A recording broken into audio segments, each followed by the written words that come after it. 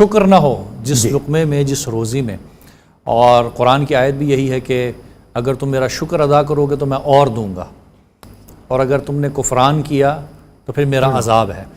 تو یعنی شکر ادا نہ کرنا کفر ہے. اللہ اکبر.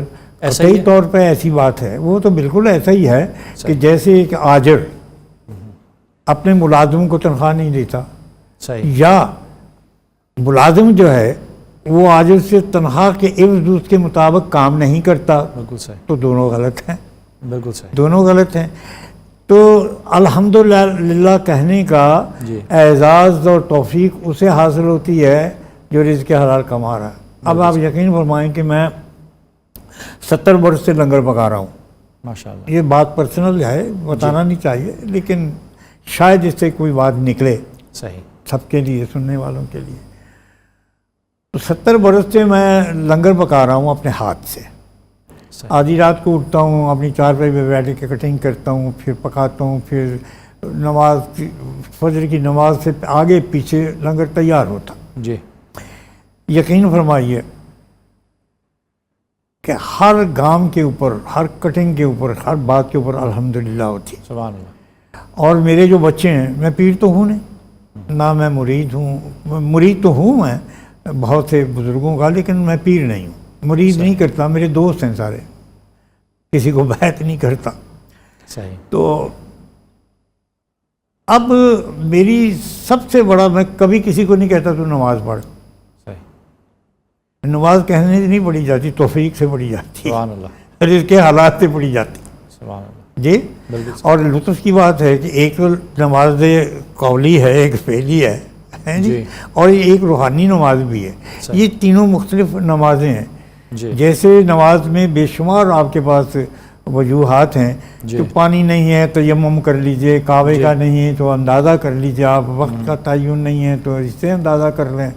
اور اگر بیمار ہیں، نہیں جسم پاک صاف رہتا، تو پھر آپ نیت سے بھی کر سکتے ہیں. ہل نہیں سکتے تو اشارے سے پڑھ لیں. کتنی سہولتیں دی ہیں. جی. تو اسی طرح نماز کا محض مقصد ایک ہی نہیں ہے کہ مصلی ہو، رخ کعبے کی طرف ہو، اور وقت حاضر ہو، اور ساتھ نیت کی ہوئی ہو، اور نماز آدمی پڑھ رہا ہے. نماز پڑھنے کے اور بھی بہت سے طریقے ہیں. صحیح. لیکن جو طریقہ مسنون ہے، جس کا حکم دیا گیا کرنا، وہی چاہیے. صحیح. لیکن اگر کسی علت میں شکار ہیں آپ، بیمار ہیں، پیشاب کی تکلیف ہے، صحیح، وضو قائم نہیں رہتا ہے، تو پھر ضروری تو نہیں کہ آپ اپنا دل میں کوئی عذر رکھ کے نماز کو ادا کریں. نہیں، جب یار کو ملیں، جب دیدار کے لیے جائیں، صحیح، تو پھر آپ کے اندر پورا سلسلہ صحیح ہونا چاہیے، جذبہ اقامت ہونا چاہیے کہ میں دیدار کے لیے جا رہا ہوں. سبحان اللہ. جی. بہت خوب. انشاءاللہ ایک چھوٹے سے بریک کی طرف جائیں گے، اس کے بعد ملاقات ہوگی. Welcome back. ہم ایک نئے پروگرام کے ساتھ آپ کے ساتھ تھے، اور ہمارے ساتھ ملک مائے ناز مشہور مصنف بابا محمد یحییٰ موجود ہیں. ہم گفتگو کے سلسلے کو آگے بڑھاتے ہیں. بریک سے پہلے علامہ اقبال کی بات ہوئی، اور آپ کے بچپنے کی، سیالکوٹ کی ان گلیوں محلوں کی بات ہوئی.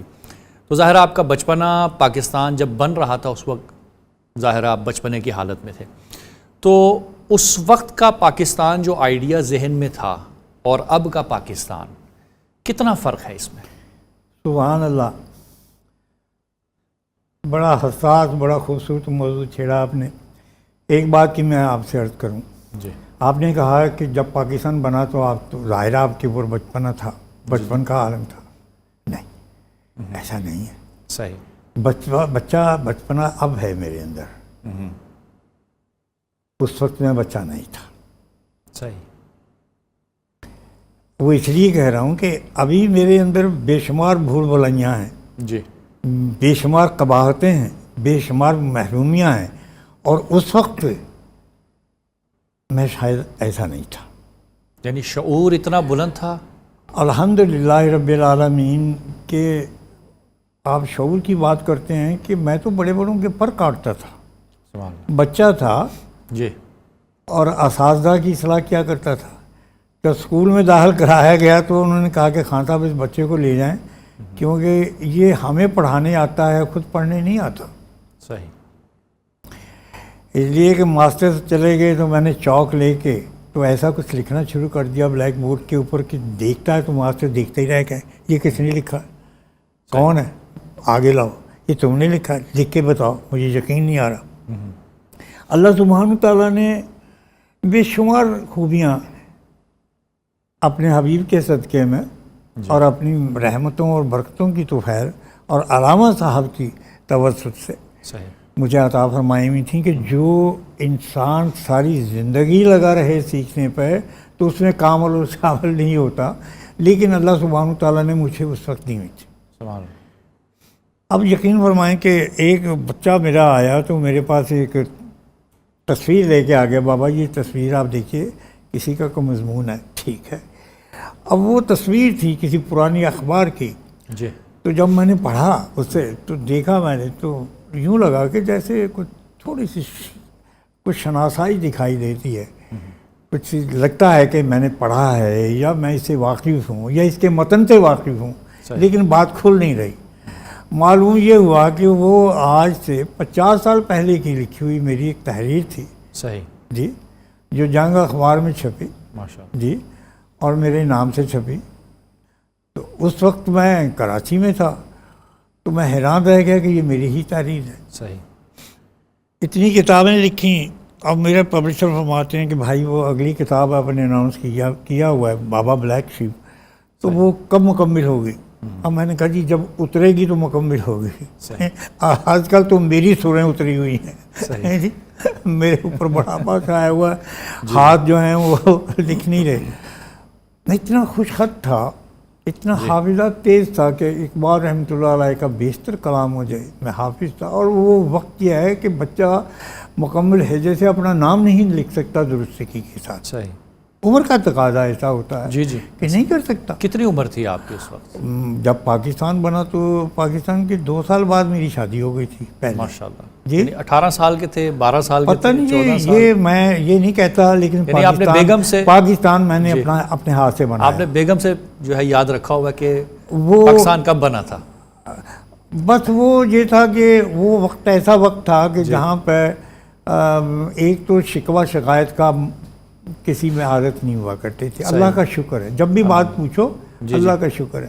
اور آج کل کسی سے پوچھو بیگم بیمار ہے، لڑکا چرسی ہو گیا، بل نہیں دیے جا رہے، بل کٹا ہوا ہے، میٹر کٹا ہوا ہے۔ اس وقت یہ تھا جو بات کہیں تو اگلا کہتا الحمدللہ، اللہ کا شکر ہے، میں صحیح ہوں، میں درست ہوں۔ تو پاکستان میں نے اپنے ہاتھ سے بنایا۔ صحیح، آپ یقین کریں کہ میں سیالکوٹ سے جموں پیدل جایا کرتا تھا، لاہور سے امرتسر سید عطا اللہ شاہ بخاری رحمۃ اللہ علیہ کی تقریریں سننے کے لیے، صحیح، جی۔ حضرت علامہ اقبال رحمۃ اللہ علیہ تو اس وقت نہیں تھے، وفات پا چکے تھے، تو کہنے کا مطلب یہ ہے کہ یہ چیزیں اس وقت موجود تھیں۔ صحیح، اب میں اس وقت جوان تھا، اس وقت بوڑھا تھا، اب جوان، صحیح۔ اب میرے اندر بس ایسی چیزیں ہیں۔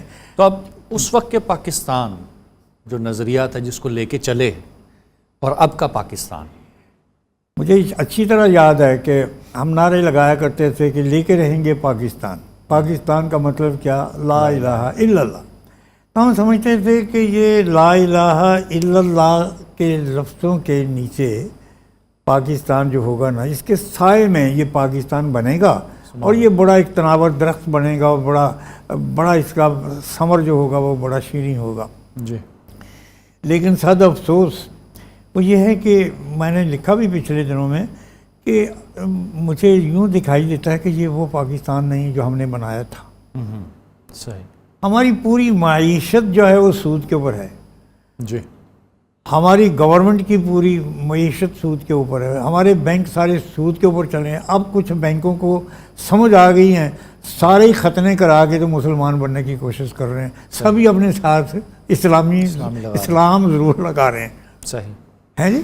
جی، وہ ہوتا تھا نا کہ بچہ بڑا ہو گیا ہے تو وہ مسلمان ہو گیا بندہ، تو اس کو کہتے تھے بھائی اس کے ختنے کراؤ، مسلمانی اس کو کرو، تو اس وقت ختنے کرانے تو بڑے مشکل بات ہے، کسائی منگوانے پڑتے ہیں، نائی کو نہیں بلوانا پڑتا۔ تو وہ عرض کرنے کا مطلب ہے کہ اس وقت ہمارے بینک جو ہیں وہ سارے مسلمان ہو رہے ہیں جی، آہستہ آہستہ سب نال لفظ اسلامی لگا رہے ہیں، یا ایک سوتیلا بھائی اپنا پیدا کر رہے ہیں جس کا نام السلام علیکم ہو یا اسلامی بینک ہو، صحیح.